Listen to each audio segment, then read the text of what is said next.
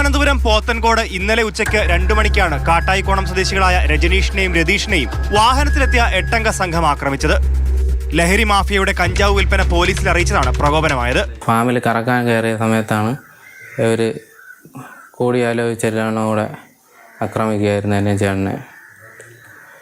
അതിൽ ചേട്ടനെ വടിവാളുകൾ ഉപയോഗിച്ച് വെട്ടുകയും എന്നെ നമ്മാട്ടിയുടെ മാട് കൊണ്ട് തലയ്ക്ക് അടിക്കുകയും ശരീരാസകരം ഇടിച്ച് പരിക്കേൽപ്പിക്കുകയും ചെയ്തു. ട്രീറ്റ്മെൻ്റ് എല്ലാം കഴിഞ്ഞ് രാത്രി 12 മണിയോടുകൂടി പോത്തൻകോട് പോലീസ് സ്റ്റേഷനിലോട്ട് വരുന്നത്. വന്നപ്പോഴത്തേക്ക് അവിടെ SI ഇല്ല, സർക്കിളില്ല, FIR രജിസ്റ്റർ ചെയ്തിട്ടില്ല.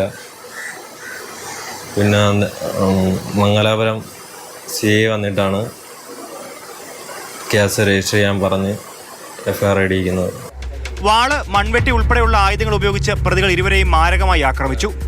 രതീഷിന്റെ തലയ്ക്കാണ് വെട്ടേറ്റത്. രതീഷിനെ മൺവെട്ടി കൊണ്ടും കല്ലുകൊണ്ടും ആക്രമിച്ചു. ഗുരുതരമായി പരിക്കേറ്റ ഇവരെ മെഡിക്കൽ കോളേജ് ആശുപത്രിയിൽ എത്തിച്ചപ്പോൾ പ്രതികൾ അവിടെയും എത്തി അസഭ്യം പറഞ്ഞു. പരിഹാസ രൂപേണ നൃത്തം ചെയ്തു. വിവരമറിഞ്ഞ് മെഡിക്കൽ കോളേജിൽ പോലീസ് എത്തിയപ്പോഴേക്കും പ്രതികൾ കടന്നു കളഞ്ഞു. പ്രതികളെ തിരിച്ചറിഞ്ഞിട്ടുണ്ടെന്നും പ്രായപൂർത്തിയാകാത്തവർ ഉൾപ്പെടെ സംഘത്തിലുണ്ടെന്നും പോലീസ് പറഞ്ഞു. മുൻപും സഹോദരങ്ങൾക്ക് നേരെ ലഹരി മാഫിയയുടെ ആക്രമണങ്ങൾ ഉണ്ടായിരുന്നു.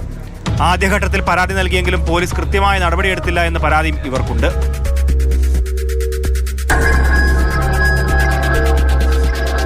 മാതൃഭൂമി ന്യൂസ്, തിരുവനന്തപുരം.